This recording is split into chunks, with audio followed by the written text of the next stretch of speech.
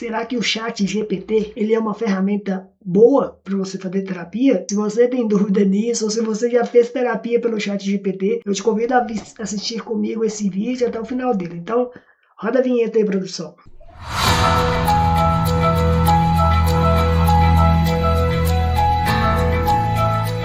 Será que o chat GPT ele é uma ferramenta boa para poder fazer terapia? Você já fez terapia pelo chat GPT? Você não fez? Vamos ver aqui o que um psicanalista interpreta baseado nas perguntas de um chat GPT que eu perguntei para ele sobre quem eu sou de fato. Então, as perguntas que eu fiz para ele foi a seguinte: eu pedi ele para me dar 6 perguntas, e se você assistir até o final tem uma pergunta romântica, mas eu pedi para ele me dar 6 perguntas baseado no tempo que a gente se conhece, perguntando quem eu sou. Então, vamos lá. Primeira pergunta que o chat GPT fez para mim, ó, vai aparecer aqui para você na descrição aqui, ó. O que te levou a escolher a saúde emocional como uma missão de vida e como isso moldou quem você é hoje? Pergunta profunda. Vamos lá, então missão de vida. Eu entendo que baseado nos meus problemas que eu tenho e que eu tive, eu percebo também que várias pessoas também possuem problemas. Só que são problemas semelhantes, porém originalizados de uma maneira diferente. Então, a partir do momento quando a gente se conecta com o outro, no sofrimento do outro, é como que se a gente se conectasse por um desejo comum de querer se superar. Para quem é cristão, identifica isso como a cruz de Cristo. O sofrimento de Cristo no outro reflete em mim também a minha cruz de Cristo. Então, me fez me escolher como missão, essa condição, e isso, de fato, mudou quem eu sou. Porque quando eu entendo que todos nós possuímos problemas, eu também percebo que, a partir dos problemas que nós possuímos a grande oportunidade de ajudar-nos e, quem sabe, até resolver esses problemas. Então, essa foi a primeira pergunta e eu dei a primeira resposta. Agora vamos lá, segunda pergunta. Como a psicanálise influencia a maneira como você enxerga o mundo, as relações e a sua própria história? Então vamos lá. O que a psicanálise me fez e me influenciou de uma maneira para eu poder enxergar o mundo? Antes eu era uma pessoa que eu tinha um princípio de pensamento comum. Princípio de pensamento comum em que sentido? É bom eu me relacionar com pessoas que pensem igual a mim. Só que eu percebi que isso me limitava muito, baseado em convivências com outras pessoas, simplesmente que eu formei dentro da minha cabeça uma opinião formada. E percebendo que as pessoas pensam de uma maneira diferente, eu consigo compreender e eu posso entender também que eu posso aprender com as pessoas, mesmo que elas pensem diferente de mim. Não existe uma pessoa mais sábia do que eu, ou eu mais sábio do que a pessoa. O que existe, na verdade, é um diálogo que podemos ter em comum para poder aprendermos juntos. E se eu digo algo e a pessoa aprendeu, tudo bem. Se a pessoa diz algo e eu aprendi, tudo bem. Agora, se a gente vem com a concepção de que nós dois não sabemos nada, de duas, uma ali, alguém vai sair ganhando, ou eu ou a pessoa ou os dois. Então, eu penso dessa forma. Então, a psicanálise me influenciou muito a enxergar o mundo dessa forma. Antes de julgar e apontar, entender ali o que está acontecendo. Quem é a pessoa de fato? Talvez a pessoa não seja só aquela opinião, a pessoa pode ser mais do que isso. E o que ela mudou na minha própria história foi que eu mudei o meu modo de pensar. Aconteceu na neurociência a neuroplastia, porque eu percebi que a maneira como eu estava pensando era uma maneira muito egoísta. E isso me afastava de pessoas e de experiências que eu poderia ter com pessoas. Então, a psicanálise influenciou nisso. e também influenciou nessa parte da minha história. Então vamos lá, hein? Falamos de uma pergunta, duas, agora a terceira pergunta. Quais experiências de vida despertam em você o desejo de ajudar pessoas que sofrem com ansiedade, depressão, abuso ou baixa autoestima? Nossa, cara, pergunta profunda, hein? É o complemento das outras que eu respondi, principalmente da primeira. A partir do momento quando a gente pode ser alguém que pode aliviar a dor do outro, por que eu não posso fazer isso? Só que eu quero fazer um adendo aqui. Eu sou uma pessoa totalmente comprometida quando estou em terapia para ajudar pessoas e quando eu estou num trabalho voluntário. Fora isso, não. Por que não? Porque eu sei também que eu tenho a minha vida. E as pessoas têm que saber separar quem é o Fernando psicanalista, quem é o Fernando que às vezes faz um trabalho missionário, voluntário, e quem é o Fernando que quer ali só curtir o momento.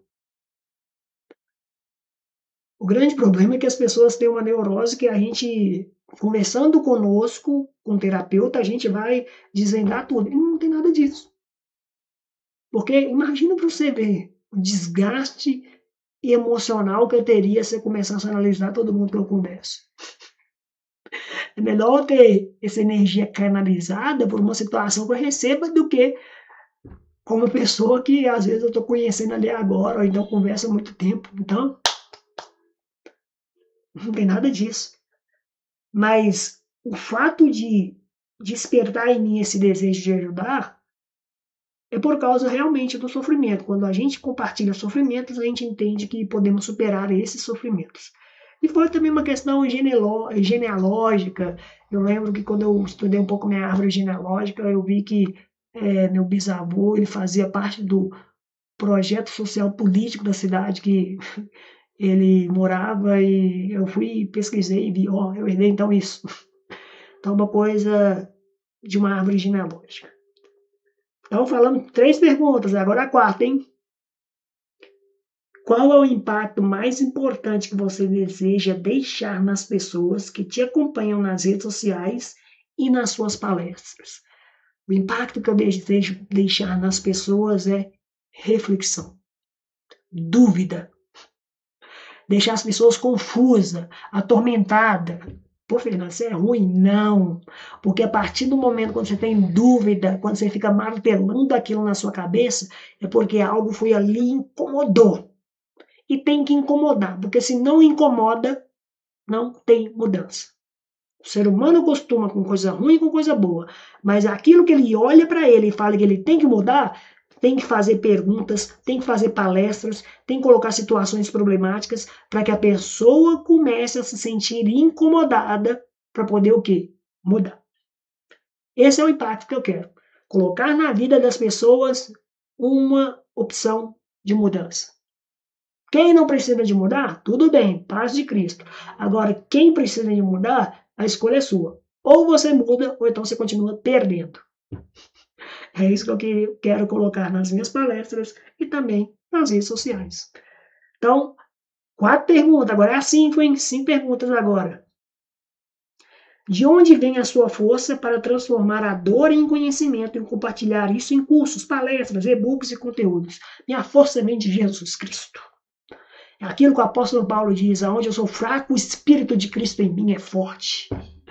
Aonde eu sou fraco, Cristo em mim é forte. Minha força vem de Deus, do Espírito Santo, Ele que me impulsiona, Ele que me dá força, Ele que me dá gana, Ele que me coloca brilho no olho, Ele que vai lá e olha para uma situação e fala assim, cara, vai lá e investe seu tempo, sua energia. Pode até que não dê certo, mas uma coisa você vai aprender, você vai mudar, e Ele que me move. Ele que me dá a força para poder transformar isso tudo. E, podendo ou não podendo, é o que me faz feliz, é o que me faz realizar. Agora, a sexta e última pergunta. O que no amor desperta a sua essência mais verdadeira? Aquela parte de você que só aparece quando você se sente visto, cuidado e profundamente conectado com alguém. Que pergunta profunda! Então vamos lá. Está com essa cabeça aqui para responder. O que no amor desperta a sua essência mais verdadeira? A essência mais verdadeira para mim é a pureza de coração. 1 Samuel, capítulo 16, versículo 7 diz: o homem vê a face, Deus vê o coração. Então, quando você procura ver o coração das pessoas, esse é o maior direcionamento que você tem que buscar. Então, isso é a essência verdadeira. Aí ele continua dizendo assim, ó, e aquela parte que você só aparece quando você se sente visto, cuidado e profundamente conectado a alguém. Essa parte de eu parecer ser visto e receber um cuidado e uma profunda conexão com alguém, isso acontece quando eu conheço pessoas com situações de vidas semelhantes.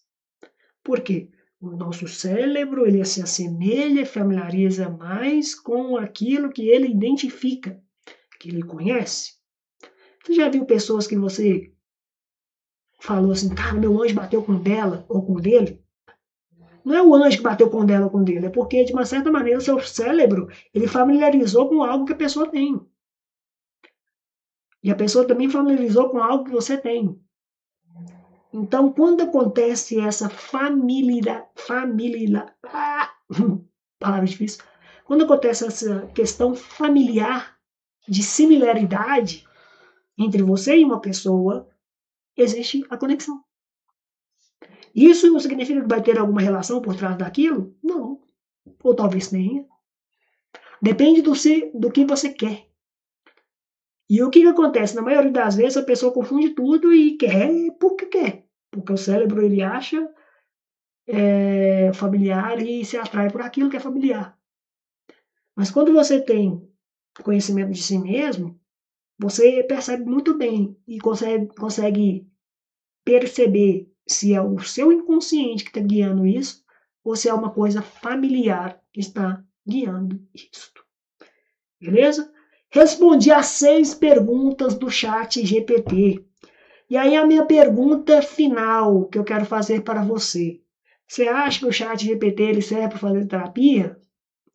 E eu te digo a resposta agora, mas antes de dizer, eu gostaria que você pudesse, se você quiser e se você puder, deixe um joinha, se inscreva, coloque aqui nos comentários, se você está assistindo até aqui nesse momento, eu vi as perguntas e realmente tem uma resposta boa no final. Coloque assim, eu vi as perguntas e tem uma resposta boa no final. Coloque aqui nos comentários, até para estimar ali as pessoas e também incentivar aquelas que vão entrar no vídeo para poder buscar ver se vale a pena ou não. Então vamos lá, sem delongas. Você acha que o chat GPT serve para poder fazer terapia? E eu te digo, a resposta é não. Pô, Fernando, não? Mas o chat GPT te fez perguntas tão profundas. Ele fez perguntas tão profundas porque ele já tem um padrão de algoritmo que eu coloco para conversar ou buscar ferramentas de soluções com ele. Mas todas as perguntas formuladas que ele fez aqui não significa nada em mim que eu possa resolver num problema terapêutico. Da mesma forma como ele formulou perguntas para mim, ele vai formular para você, mas não vai te dar uma solução baseada na terapia. Por quê? Lembra da resposta que eu disse lá na questão 4 dos impactos que eu desejo colocar na vida dos outros? Na terapia tem algo que se chama contratransferência. E o que é a contratransferência? A contratransferência é quando você faz uma pergunta para a pessoa que incomoda e fazer a pessoa refletir. E o chat GPT e o algoritmo, ele nunca vai te fazer essa pergunta que incomoda, sabe por quê? Porque ele tem o desejo de você ficar sempre perguntando para ele e voltando esse ciclo de novo. É como se fosse uma droga viciante. Por que os vídeos sempre recomendam vídeos semelhantes que você gosta? Porque o algoritmo já sabe que você gosta. As outras redes vizinhas já sabem que você gosta. Então, o chat GPT ele não serve para fazer terapia. Agora, se você está com dificuldade de fazer terapia, eu te convido a clicar no link da descrição, tem aqui meu site. No site tem os canais ali de atendimento, que você pode entrar em contato comigo através das redes sociais. Nessa promoção agora que está acontecendo em novembro da Black Friday, você tem um plano muito top para poder fazer terapia e ressignificar a sua vida. Beleza? Resposta dada, resposta vista. Então, finaliza esse vídeo aqui. A única diferença de mim para você é que a minha deficiência está exposta e a sua não. Um abraço e tchau, tchau.